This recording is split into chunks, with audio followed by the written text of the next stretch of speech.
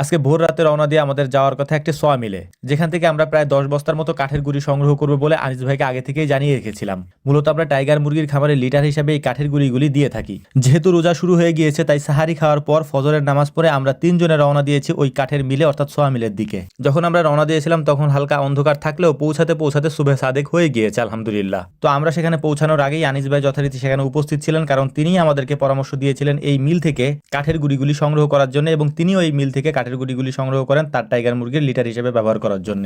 আমাদের জন্য সকালবেলা ফজরের নামাজের পরে হালকা একটু ঘুমিয়ে নেওয়া খুবই জরুরি। এর কারণ হচ্ছে সারা রাত যেহেতু আমাদেরকে কাজ করতে হয়, খাবারের কাজ এবং অন্যান্য কাজগুলি শেষ করতে করতে আমাদের অনেক রাত হয়ে যায়, যে কারণে সকালে আমরা একটু ঘুমিয়ে নেওয়ার চেষ্টা করি। কিন্তু কাজের ব্যস্ততার কারণে আমাদের ইদানিং আর সেটাও হয়ে উঠতেছে না। যাক, তবু আলহামদুলিল্লাহ আল্লাহ তাআলা আমাদেরকে কাজ দিয়ে অন্তত পক্ষে ব্যস্ত রেখেছেন। তো যাই হোক, কাঠের মিলে আসার পর এখান থেকে আমরা কাঠের গুঁড়িগুলি সংগ্রহ করার চেষ্টা করতেছিলাম। এখানে যে কাঠের গুঁড়াগুলো দেখতে পাচ্ছেন, এইটা মূলত হচ্ছে এই সোয়া মিল থেকে যে গাছগুলি কাটা হয়, ওই গাছে যে গুঁড়িগুলি থাকে ওইগুলি হচ্ছে এই গর্তের মধ্যে পড়ে। এটা একটা গর্তের মতো বা একটা চেম্বারের মতো করা আছে, সেখানে নিচে পড়ে এবং ওইখান থেকেই সংগ্রহ করতে হয়। এখন অনেকে বলতে পারেন যে ভাই এত সকালে যাওয়ার কারণ কি?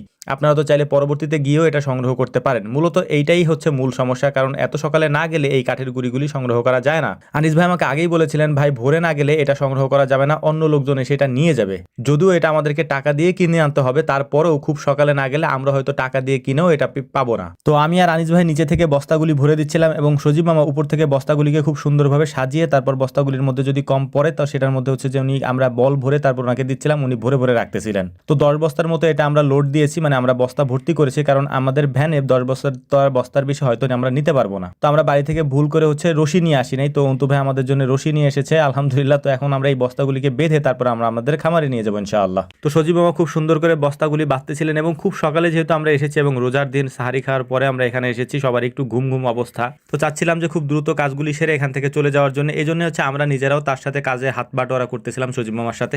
বস্তাগুলি বাঁধতেছিলাম, তারপর বস্তাগুলি ভ্যানের মধ্যে সাজাইতেছিলাম, কারণ যত দ্রুত যাইতে পারবো তত দ্রুত গিয়ে হয়তো একটু রেস্ট নেওয়া যাবে আর কি। যদিও আমরা আসার পর আমাদের রেস্ট তো দূরের কথা, অন্য কাজে ব্যস্ত হওয়ার কারণে আমাদের রেস্ট হয় নাই আজকে। যাক, তবুও আলহামদুলিল্লাহ একটা জিনিস সবসময়ের জন্য মাথার মধ্যে ঘুরে আর সেইটা হচ্ছে আল্লাহ তাআলা আমাদের এই কাজের বরকতে আমাদেরকে অনেক বরকত দান করেন সব কাজের মধ্যে। এটা আমরা পরীক্ষিত, মানে আমরা এই কাজগুলি করে করে অভ্যস্ত হওয়ার কারণে আল্লাহ রাব্বুল আলামিন আমাদেরকে অনেক বেশি বরকত দান করেন। তো বস্তাগুলিকে সাজিয়ে নেওয়ার পর আমরা মেন রোডে চলে এসেছি এবং মেন রোডে এসে এই বস্তার উপরে বসে যেতে হবে। এর কারণ হচ্ছে আমরা যে কয়েকজন এসেছি তার মধ্যে 1জন বা 2জন এই মানে ভ্যানের সাথে যেতেই হবে, কারণ সজীব মামাকে একা ছাড়া যাবে না, সাথে একজন থাকা লাগবে। তো আমি ভাবলাম যে আমি সজীব মামার সাথে যাই। অনেকগুলা বস্তা সাজানোর ফলে এটা অনেক বেশি উঁচু হয়ে গিয়েছে, উঁচুতে বসে মানে কেমন যেন একটা ভয় ভয় লাগতেছিল যে পড়ে না যায় আর কি। তো যাই হোক, আলহামদুলিল্লাহ সহি সালামতে আমরা আমাদের খামারে চলে এসেছি। এখন এটাকে আমরা নামিয়ে রাখবো এবং যখন আমাদের প্রয়োজন পড়বে তখন এখান থেকে নিয়ে আমরা ব্যবহার করার চেষ্টা করব। এই কাঠের গুঁড়িটা মোটামুটি একটু শুকনো আছে, এটা আমাদের জন্য একটু সুবিধা হয়েছে আর কি। একসাথে অনেক নিয়ে আসার কারণ হচ্ছে যেহেতু আমাদের খামারটার তুলনামূলকভাবে আর আগের থেকে একটু বড় হয়েছে, যে কারণে আমাদের অনেক বেশি প্রয়োজন হয় এখন, এই জন্যই মূলত আমরা নিয়ে এসেছি। তো আমাদের জন্য দোয়া করবেন। আসসালামু আলাইকুম ওয়া রাহমাতুল্লাহ।